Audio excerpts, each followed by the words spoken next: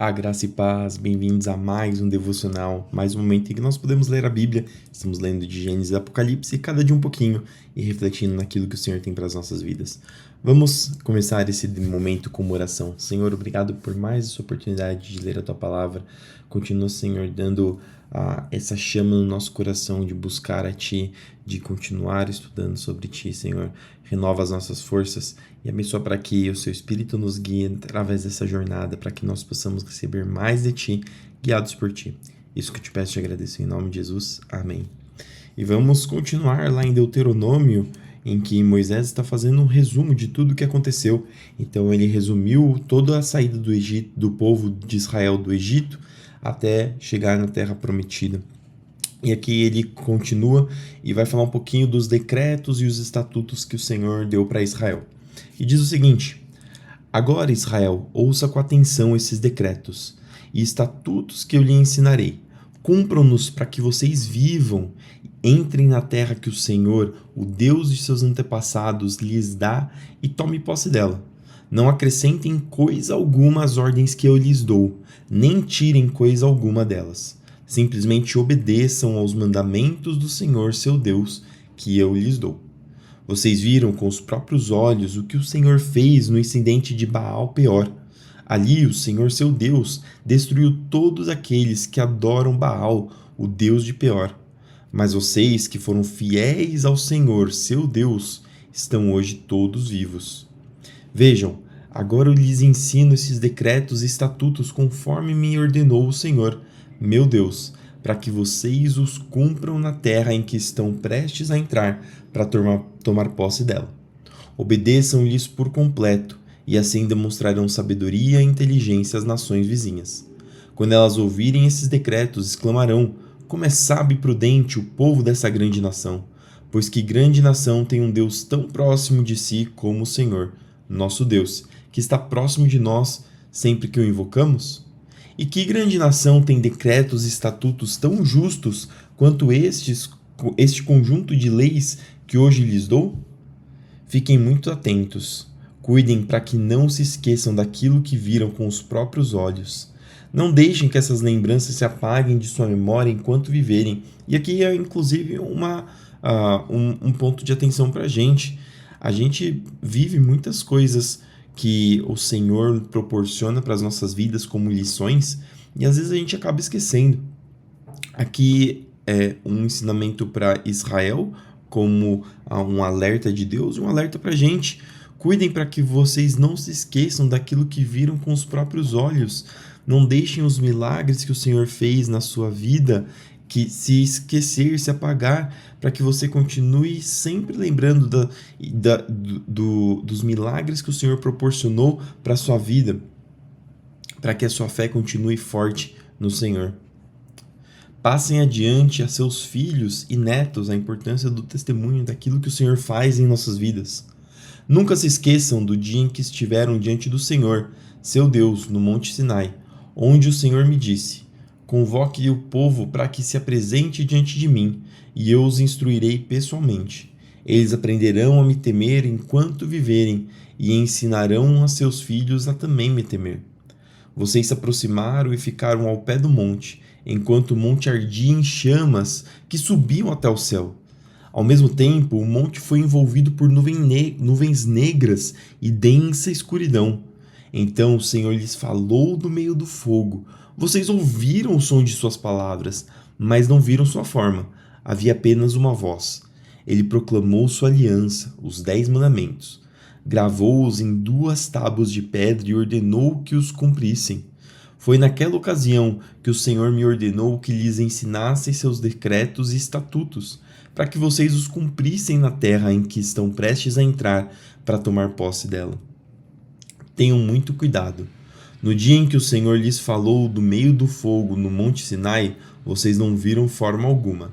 Portanto, não se corrompam fazendo ídolos de qualquer forma, seja de homem ou de mulher, de animal terrestre, de aves no céu, de animal que rasteja pelo chão ou de peixes das profundezas do mar.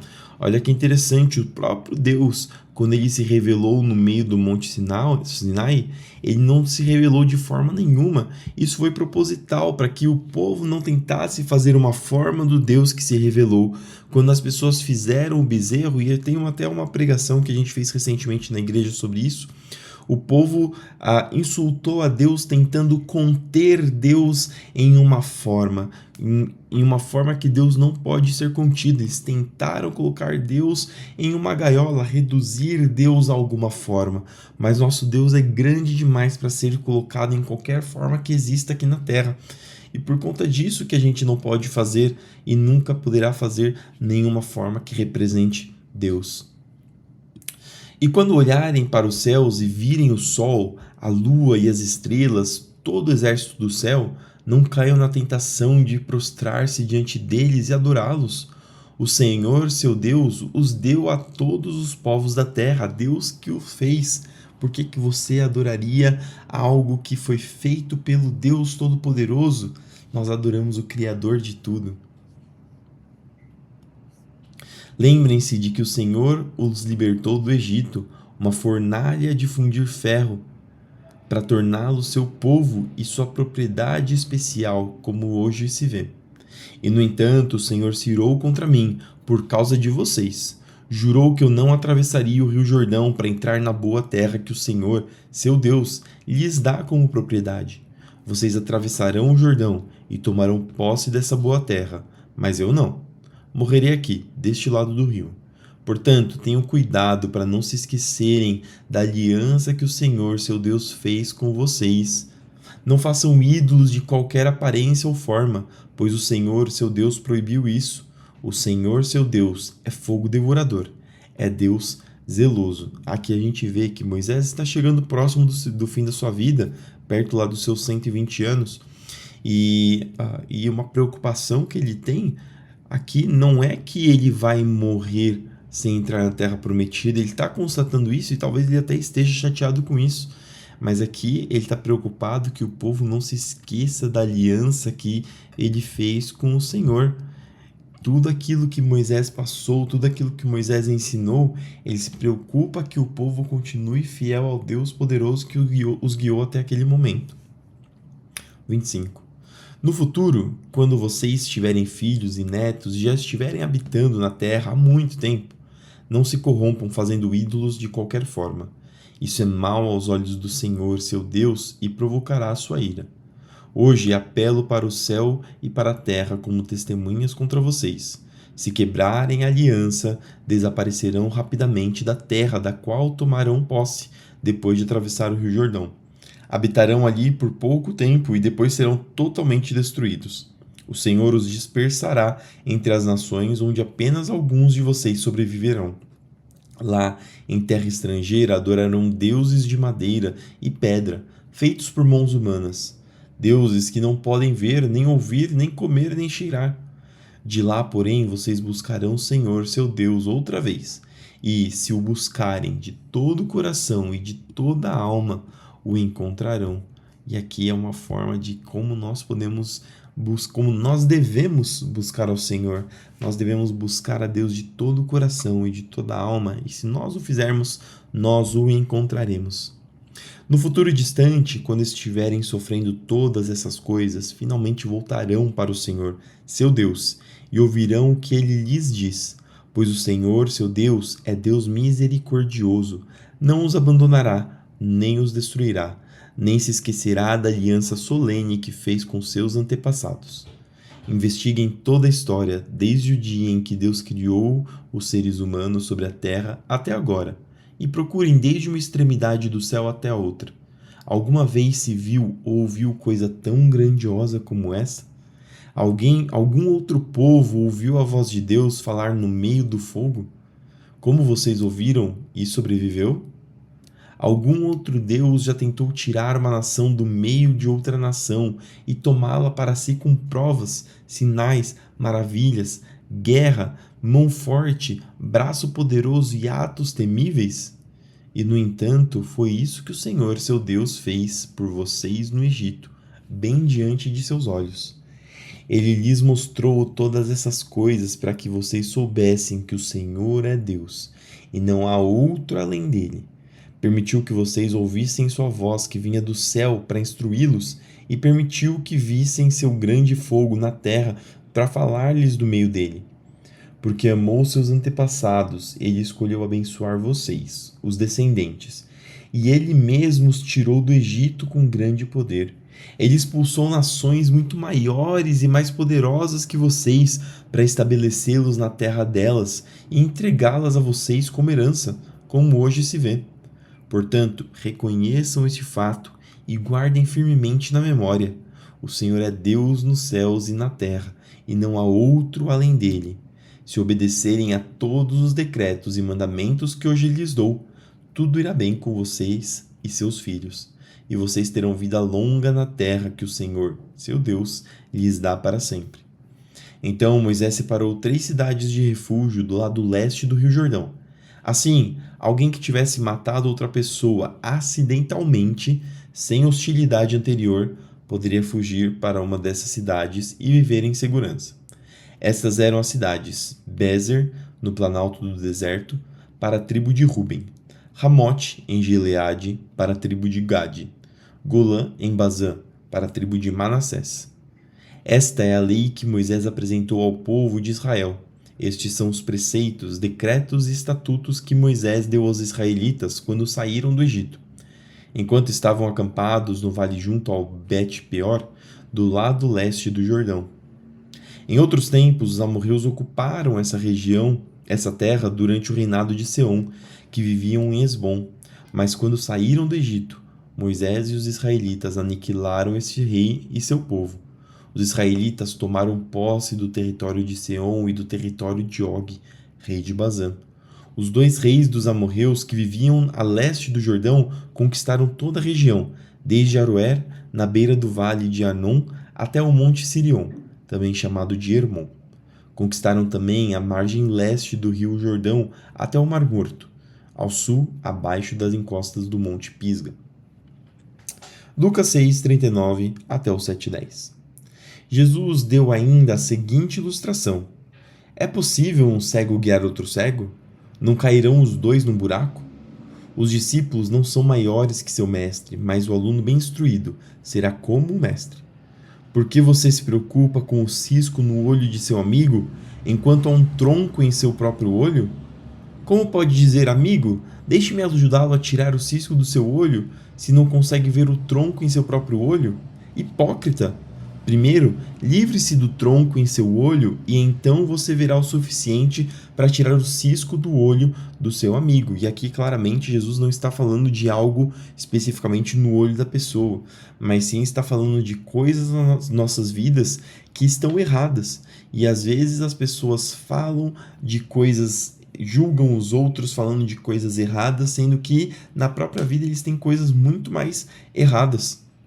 Então, nós temos que cuidar, lógico, nós temos que cuidar da vida dos nossos irmãos para que todos nós cresçamos como uma comunidade, mas ao mesmo tempo nós não podemos deixar de esquecer de olhar primeiramente para nossas próprias vidas, os erros que nós temos, as falhas que nós temos, antes de olhar para as falhas dos outros.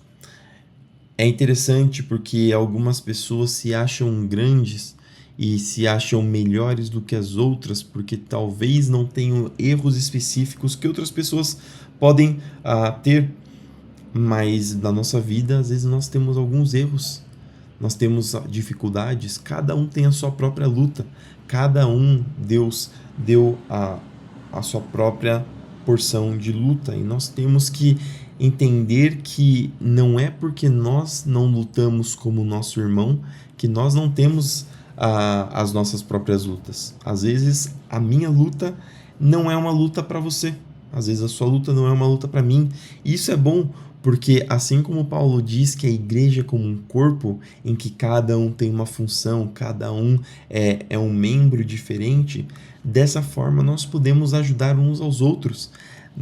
As nossas falhas não devem ser motivos para a igreja brigar, não devem ser motivos para a igreja julgar e acusar um ao outro, mas deve ser motivo para nós nos juntarmos e juntos sermos fortes, juntos apoiarmos uns aos outros nas nossas forças e fraquezas.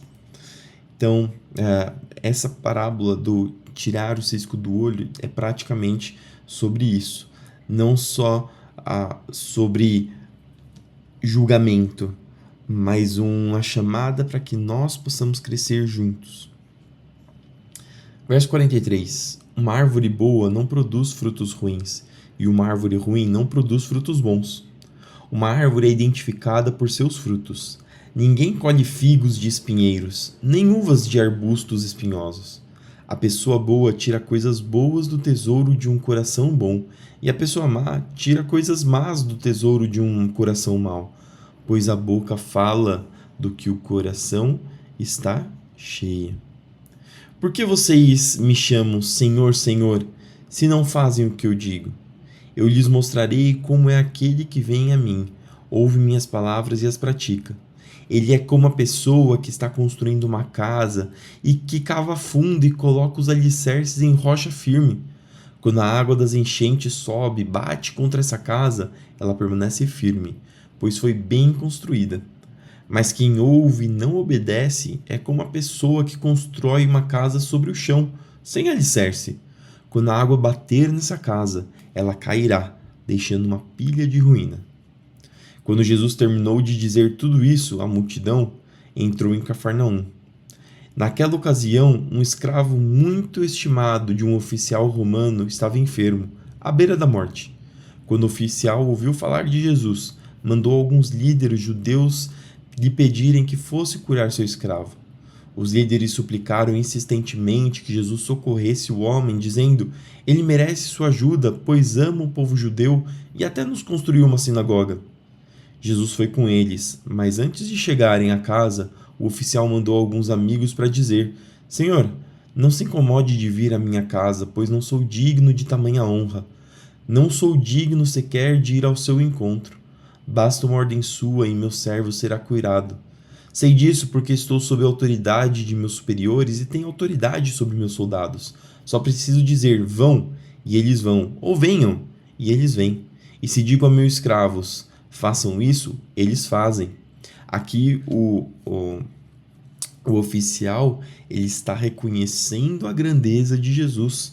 Ele está reconhecendo que Jesus é grande, que Jesus é especial, a ponto de dizer que ele não é digno de receber Jesus na sua casa, não é digno nem de encontrar Jesus.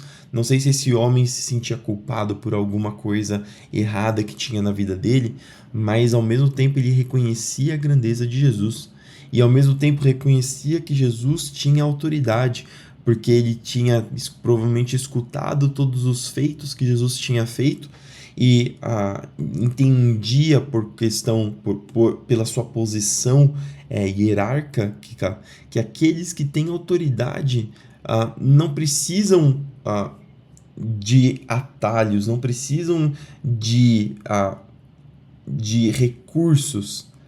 As suas próprias palavras têm autoridade. Esse homem reconheceu que Jesus tinha autoridade sobre as doenças e não era Jesus estar no lugar que iria aumentar ou diminuir a sua autoridade. Olha que fé desse homem. Tanto que o verso 9 diz o seguinte: quando Jesus ouviu isso, ficou admirado. Voltou-se para a multidão que o seguia e disse: eu lhes digo a verdade, jamais vi fé como essa em Israel.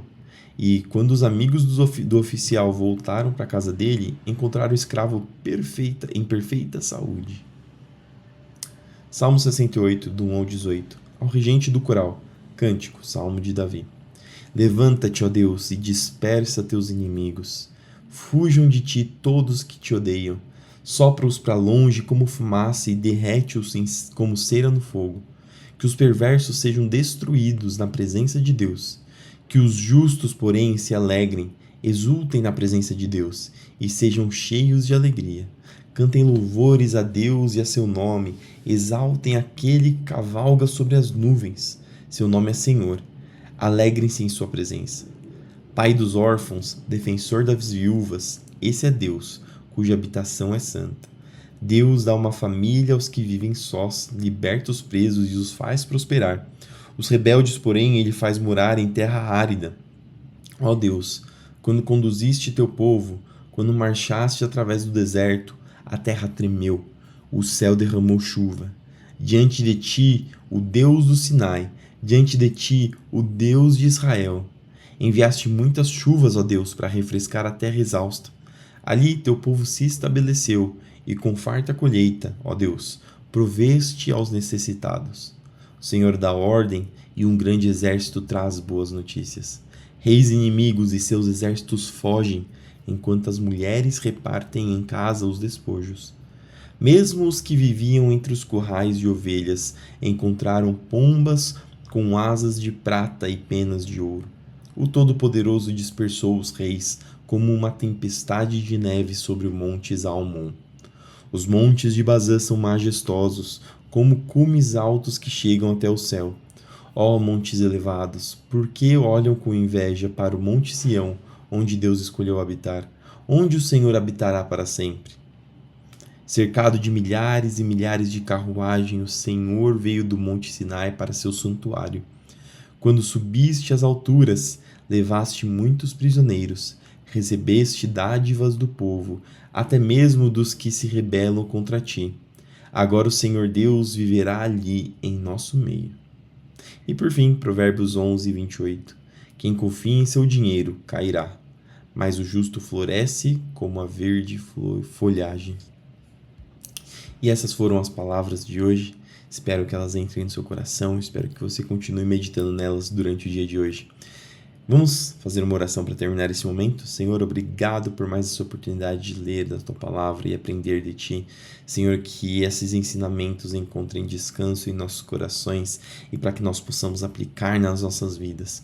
Senhor, continua conosco nesse dia, abençoando para que nossos trabalhos sejam abençoados, para que nossos estudos sejam abençoados, para aquilo que nós formos fazer seja abençoado, para que o Senhor vá na nossa frente, guiando, conduzindo, abençoando e protegendo.